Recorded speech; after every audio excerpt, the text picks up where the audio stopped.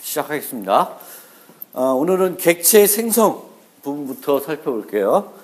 그래서 객체 지향 프로그래밍에서는 우리가 만들려는 프로그램에서 어떤 클래스들이 필요한지 판단한 다음에 클래스들을 정의하고 그 클래스의 객체들을 생성해가지고 그 객체들로 하여금 우리가 원하는 그 일들을 하게끔 만들어야 되겠죠.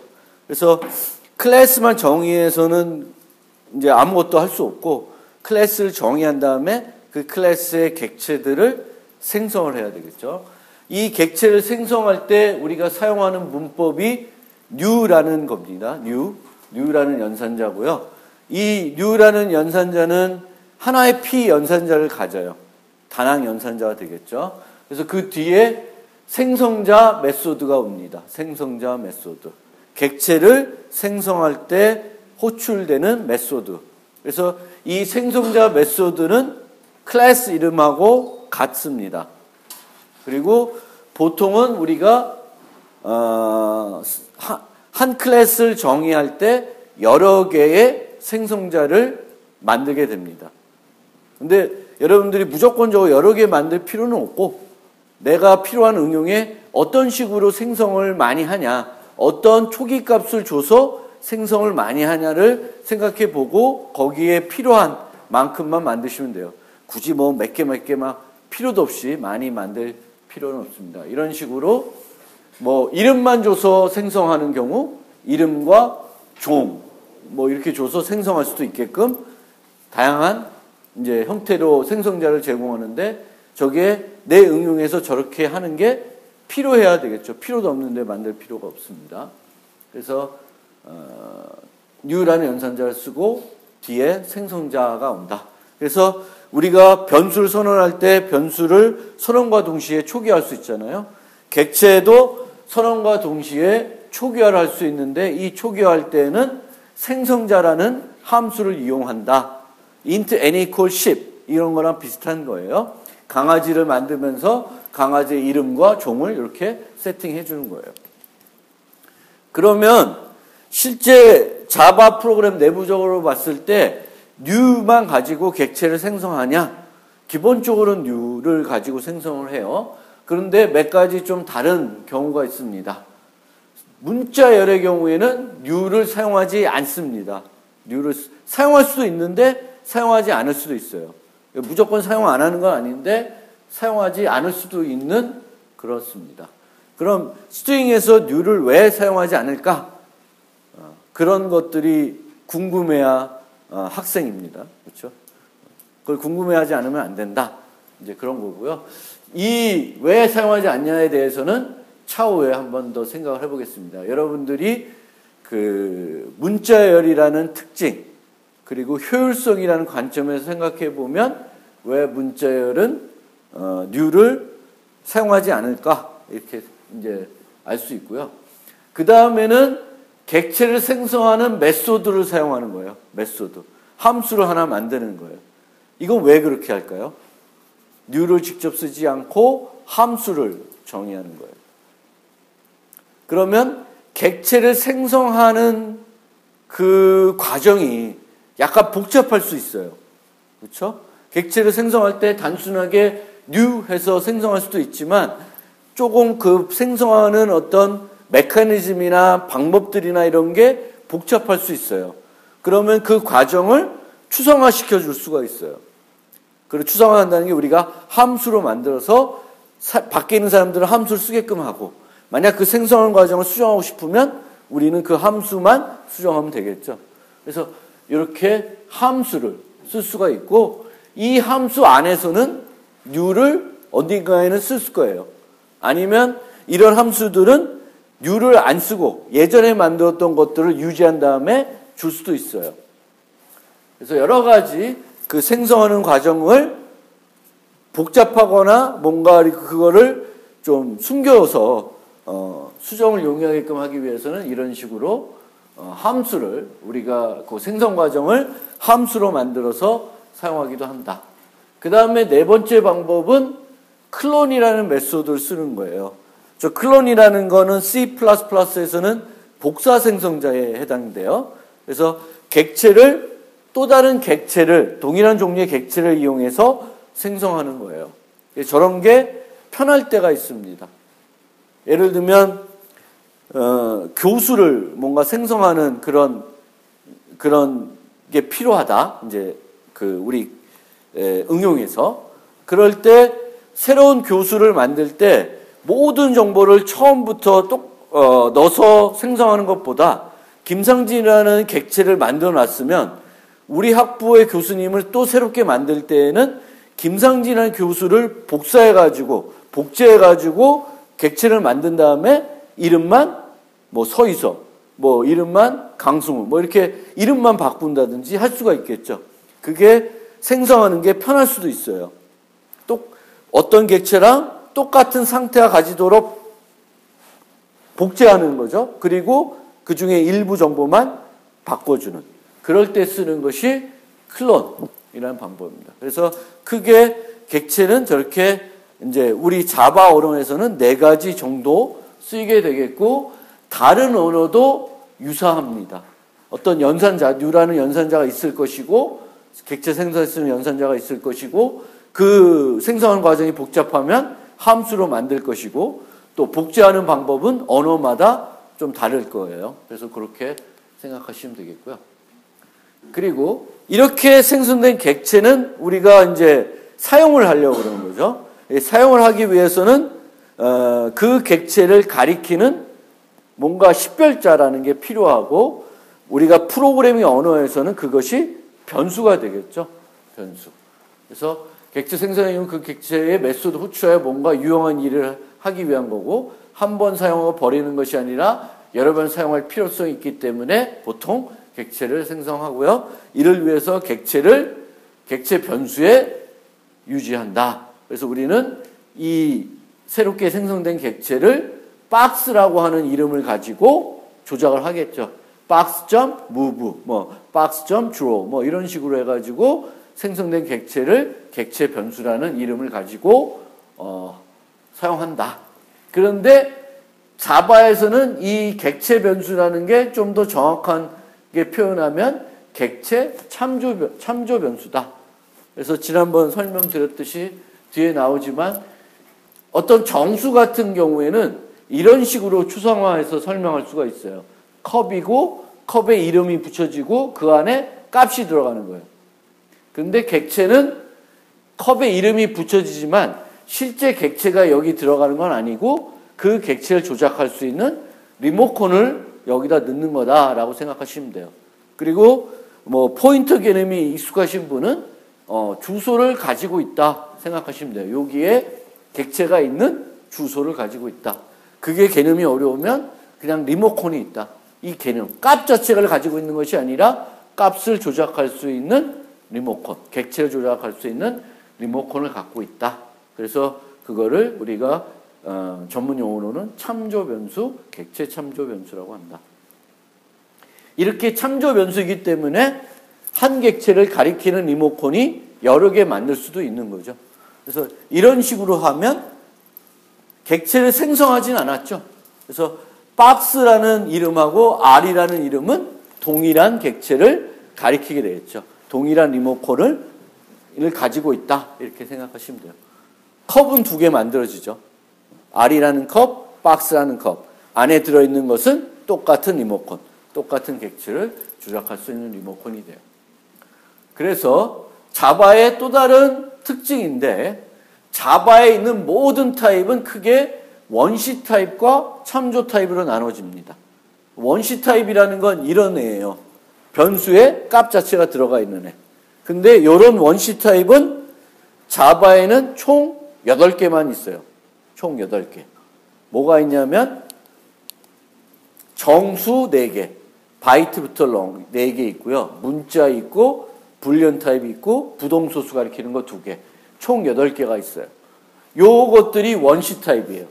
요것들은 변수를 만들면 컵에 값 자체가 들어가요. 나머지는 다 이런 형태예요.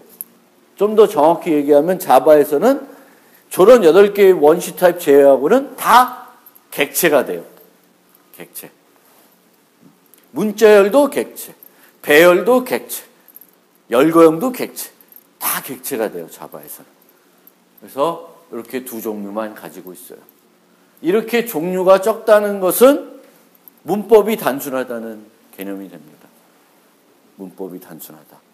이렇게 생각하시면 돼요.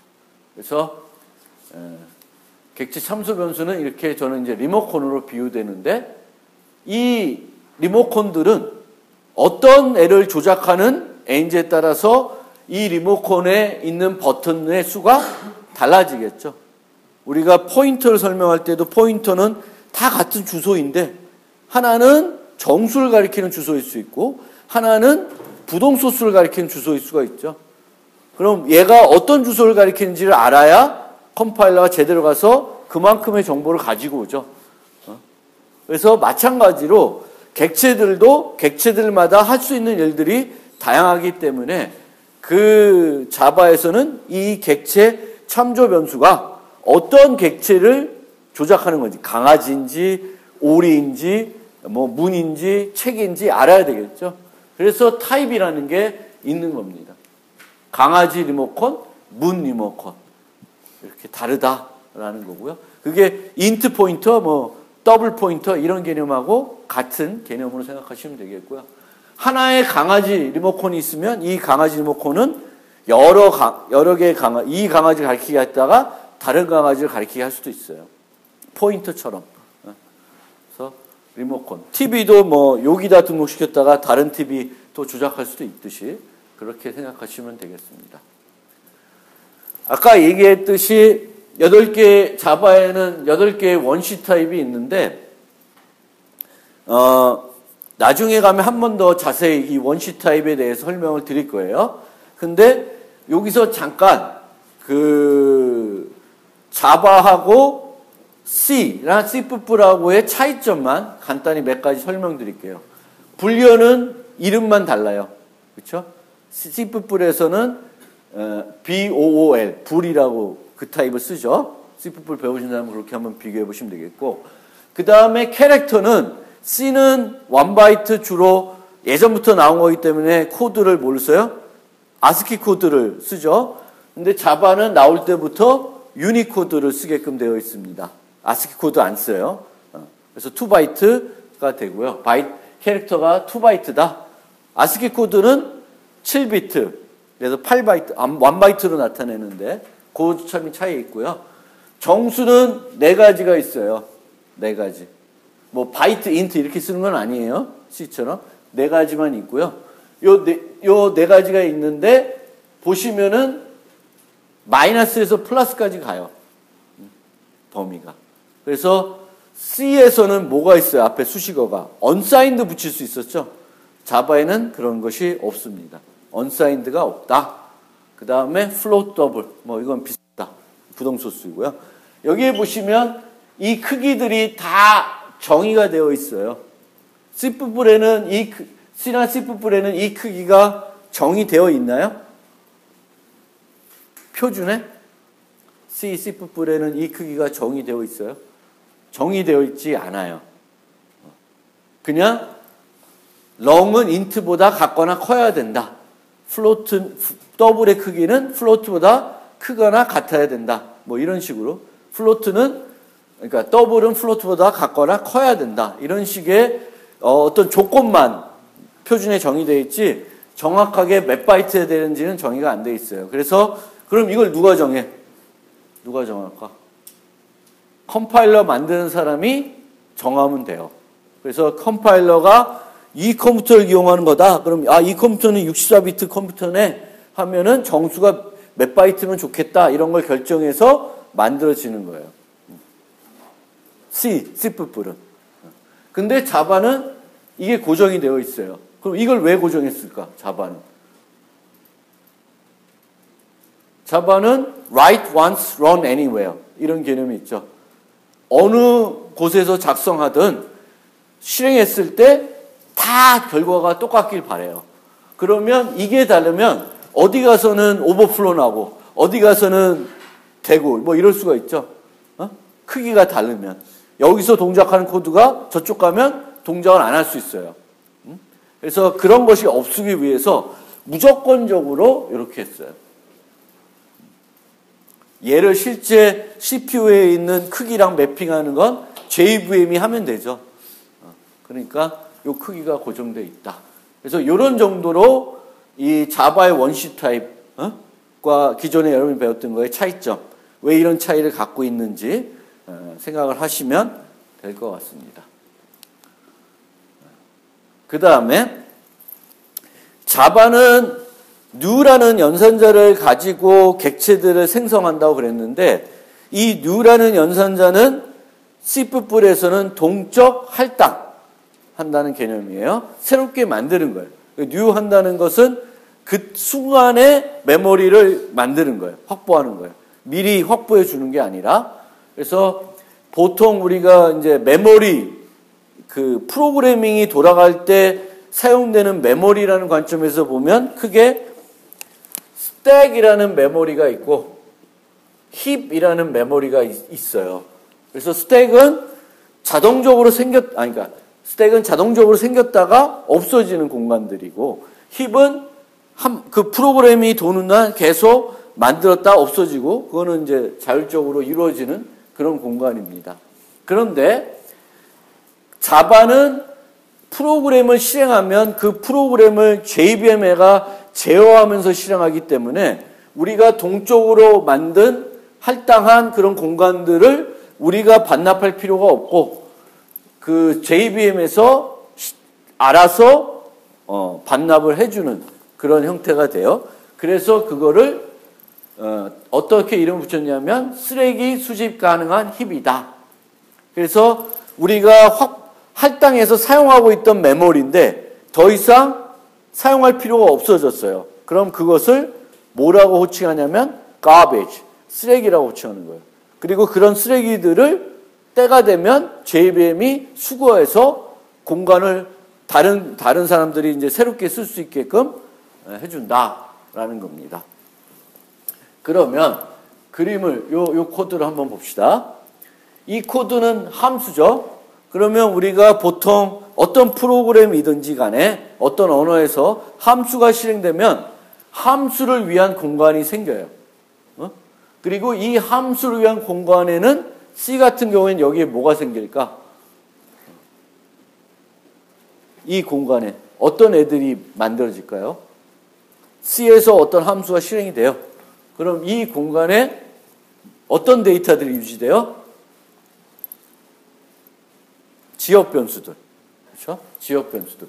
여기 보시면 박스 1, 박스 2, R 이런 것들은 다 뭐예요? 지역 변수죠. 그렇죠? 그래서 지역 변수. 그래서 지역 변수들은 여기에 만들어지고 이 함수가 종료되면 이 통으로 없어져요. 통으로 반납되는 거예요. 자동적으로. 그게 스택의 기능이에요. 그런데 new를 쓰게 되면 이거는 C++랑 마찬가지로 어떻게 되냐면 이렇게 박스 1 이퀄 new rectangle 하면 박스 1이란 변수는 어디에 생기는 거예요? 지역 변수니까 여기에 생기죠. 스택 메모리에 생겨요.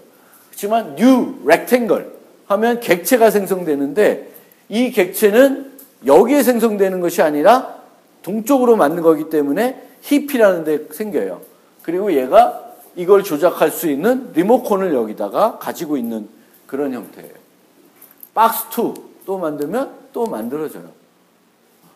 그리고 R을 만들면 이런 식으로 이제는 얘는 두 개의 변수가 가리키고 있죠. 그렇죠? 그래서 박스 1 이퀄 박스 2 했어요. 그러면 박스 1에 있는 값이 밑에 걸 가리키죠. 그러면 얘를 가리키는 애가 있어요, 없어요? 없습니다. 그럼 얘는 다시 접근할 수 있을까? 없어요. 얘 주소는 우리가 영영 잃어버린 거예요. 그러면 얘는 뭐가 돼요? 쓰레기가 돼요. 쓰레기가 돼서 자동적으로 나중에 JVM이 반납시켜 주는 거예요. 그래서 가베지 컬렉션이라는 게 동쪽으로 할당돼가지고 그 객체를 가리키고 있는 리모컨을 여러분 프로그램 어딘가에 유지하고 있으면 걔는 반납이 안 돼. 근데 걔를 조작할 수 있는 리모컨이 프로그램 내에 사라져 버리면 얘는 쓰레기라고 간주가 되고 JVM이 걔를 버리는 거예요. 그러니까 JVM은 프로그램을 실행하면서 이런 것들을 만들어주는데 얘를 가리키고 있는 애가 몇 개인지를 늘 체크하고 있는 거지. 그래서 가리키고 있는 애가 빵개가 되면 쟤를 어떻게 한다? 버리는 거예요. 그래서 그 과정을 JVM이 해주는 거예요. 그러니까 우리는 좀 편리하게 쓸 수가 있죠. 자, 그러면 잠깐 옛날 생각을 좀 해봅시다. C를 배웠을 때 또는 C++를 배웠을 때 이 new라는 거는 이렇게 미리 만들어 놓는 것이 아니라 요 라인이 돼서 new 하면 그때 생성이 되는 거예요. 그게 이제 동적 할당이라 되는 거죠. 이 공간들은 동적 할당은 아니에요. 이 함수가 실행되면 자동적으로 만들어지는 거예요. 그래서 오토 뭐 이런 개념으로 익히는데 그러면 이런 동적 할당은 우리가 언제 씁니까?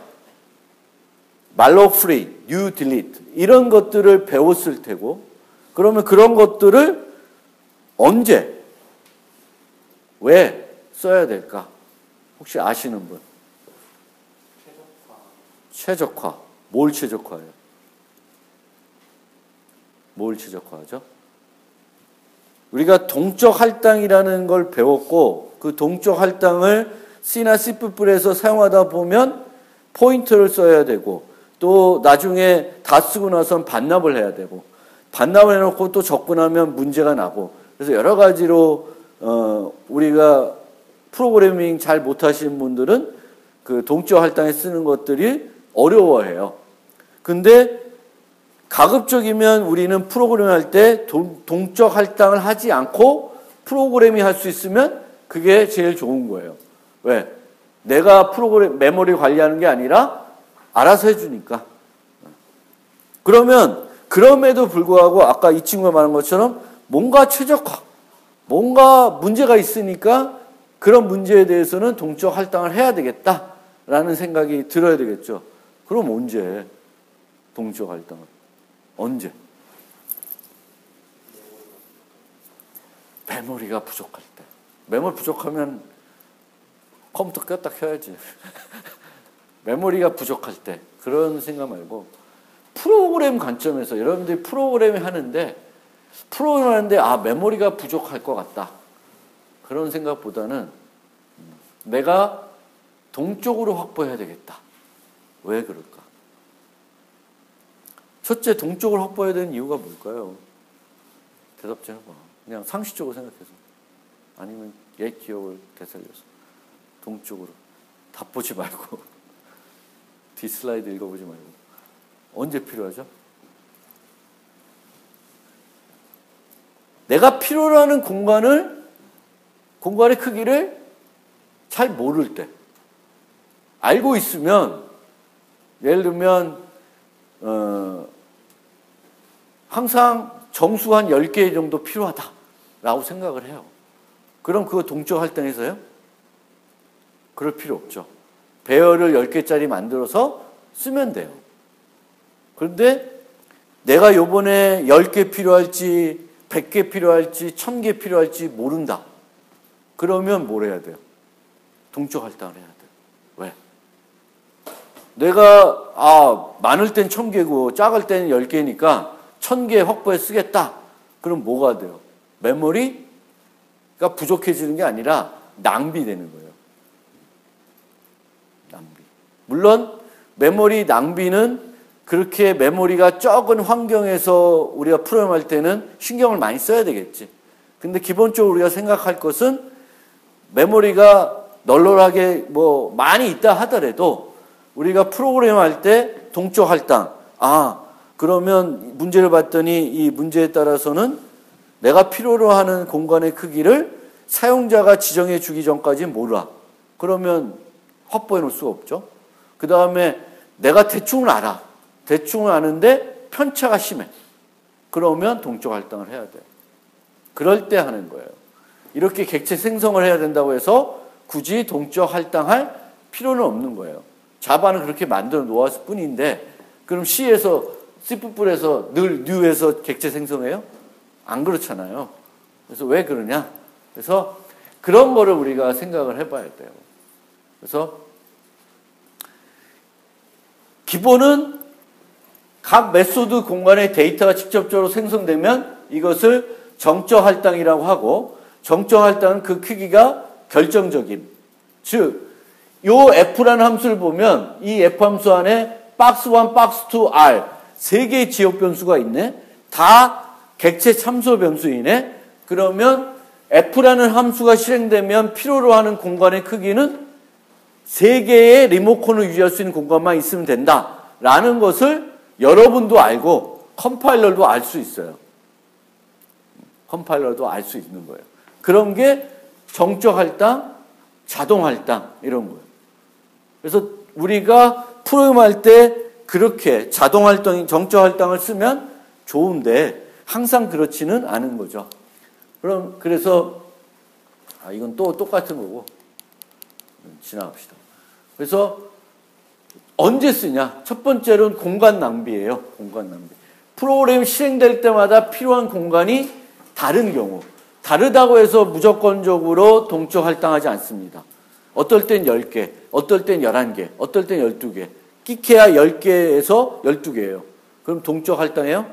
그럴 필요는 없어요. 그럴 때는 그냥 12개 확보해서 쓰고 2개 낭비돼도 so what? 신경 안 써도 돼요. 근데 어떨 땐 10개, 어떨 땐 1000개. 이렇게 되면 이제 동적, 변화폭이 클 때 해야 됩니다. 그리고 얼마만큼 확보해야 될지를 사용자한테 물어봐야지 되는 경우, 그런 경우도 있고요. 그럼 그거 말고 다른 이유는 없을까? 방금 살펴본 거 말고 뭐가 있냐면 함수에서 생성한 값을 원시 타입이 아닌 데이터를 반환해야 될 경우. 반환해야 돼.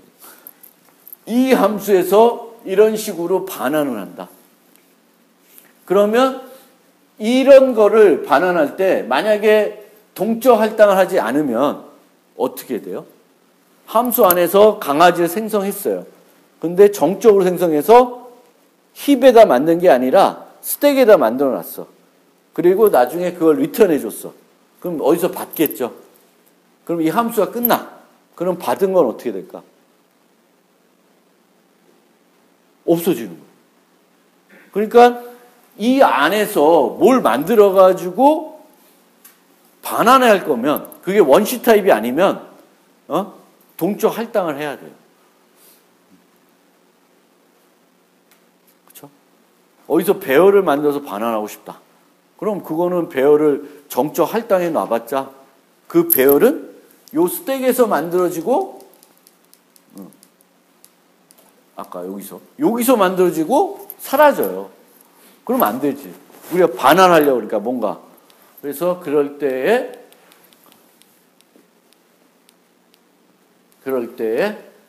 이제 이런 함수에 생성한 원시 타입 아닌 데이터를 반환해야 될 때, 이럴 때 또 동적 할당이 필요한 거예요. 근데 자바에서는 이런 이유는 이제 신경을 안 써도 되는 거지. 항상 동적 할당이기 때문에 언제 동적 할당해야지 안 해야지 할 필요 없이 늘 그 필요한 공간이 얼마지 하면, 그러니까 C에서는 어떨 땐 10개, 어떨 땐 12개가 필요하다. 그럼 C에서는 어떻게 하냐면 12개를 확보해서 그냥 써요. 근데 자바에서는 늘 어차피 동적 할당이니까 요번에 10개 필요하면 10개, 다음에 11개 하면 11개 만들어 써요. 늘 그때 필요한 만큼만 만들어 쓰게 된다. 그게 조금 달라지는 거고요. 이런 것들을 어떻게 해야 될지를 고민하지 않아도 돼요. 혹시 C에서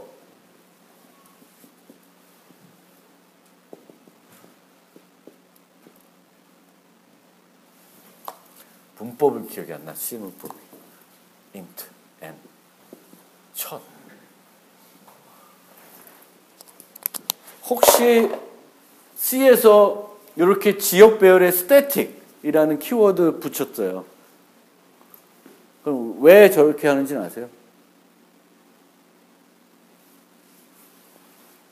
안 붙으면 어떻게 될까? static이 안 붙으면.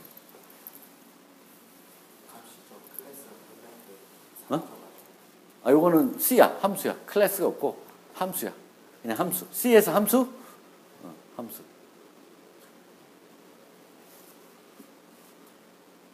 이 함수가 이 프로그램에서 10번 호출된다고 칩시다. 그럼 어떤 현상이 벌어질까요?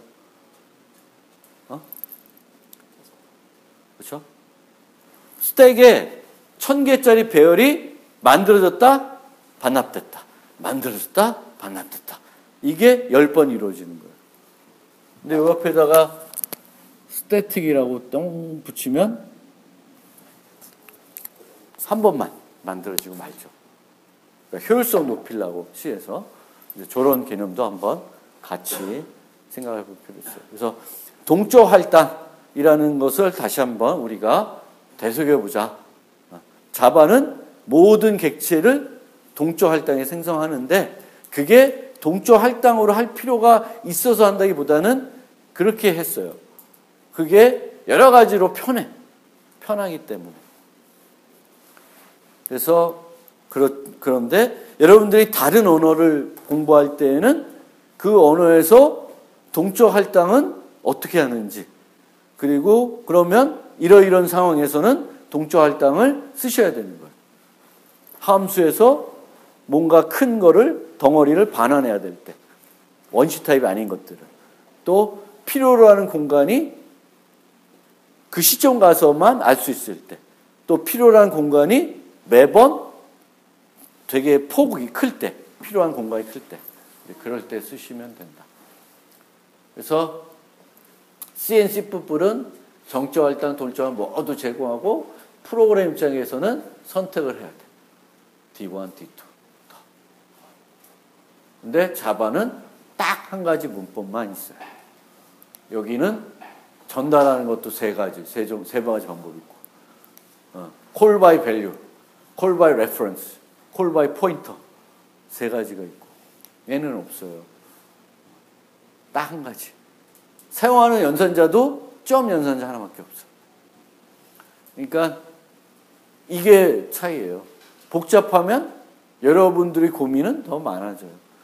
그리고 최근 나온 10뿔 11, 10뿔 14, 10뿔 17 이런 데 가면 저 포인터가 또 다시 머리 아프게 하죠. Shared PTR 별희한한 거 다 있어요. Unique PTR, Weak PTR. 그래서 10뿔을 잘하려면 정말 공부를 잘해야 돼요. 머리 아파요. 이제 이런 것들도 나오고. 자, 그래서 객체는 그렇게 만들어진다. 자바에서 new.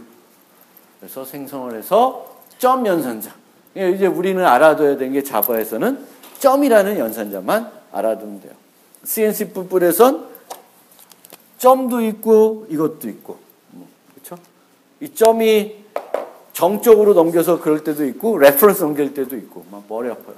근데 자바는 그냥 점만 알면 돼요.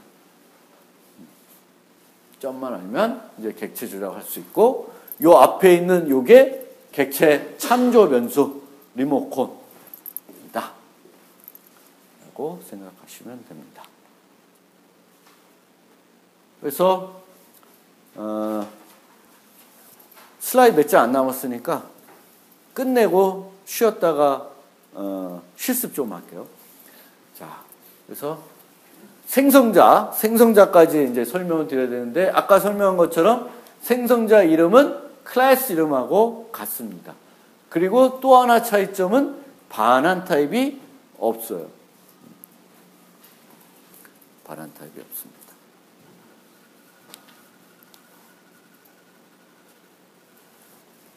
왜 반환 타입이 없을까? 그런 건 궁금 안 하세요? 그런 것도 궁금해야 돼. 왜 반환 타입이 없을까? 반환 타입이 있으면 어떻게 될까? 그렇죠. 얘를 반환 타입을 만들어 놨으면 우리가 알고 있는 문법적으로 가면 저기다 뭘 만들어야 돼? return이라는 문이 들어가야 돼. 그러니까 뭐 C로 치면 너 뭐 이렇게 해가지고 return this 뭐 이런 식으로 프로그래밍이 될 거예요. 근데 이게 귀찮잖아. 그러니까 없애버린 거야. 근데 내부적으로는 이게 되는 거죠. 여기서도 그냥 dog, return this 뭐 이게 있는 건데 없다고 생각하시면 돼요. 그게 또 뉴런의 연산자랑 또 결합되는 거고. 그래서 우리가 여기다가 반환 타입을 다른 애들처럼 쓰면 이상하고, 그렇다고 여기다가 void라고 쓰면 되게 이상해요. 생성자는 객체를 생성해서 주는 건다고 생각할 수 있는데 뉴런 결합해서 void가 돼버리면 또 이상해지니까 그걸 빼버린 거예요. 그러면 return 문을 안 써도 되죠. 그래서 그런 것들도 여러분들이 한번 이렇게 언어를 보면서 궁금해 하실 필요가 있죠. 그래서 하고 이 외부에서 객체를 생성할 수 있으나 생성자들은 보통 다 퍼블릭이 됩니다. 퍼블릭. 그리고 이렇게 인자가 하나도 없는 것을 기본 생성자라고 하고요. 인자를 뭐 가질 수 있죠.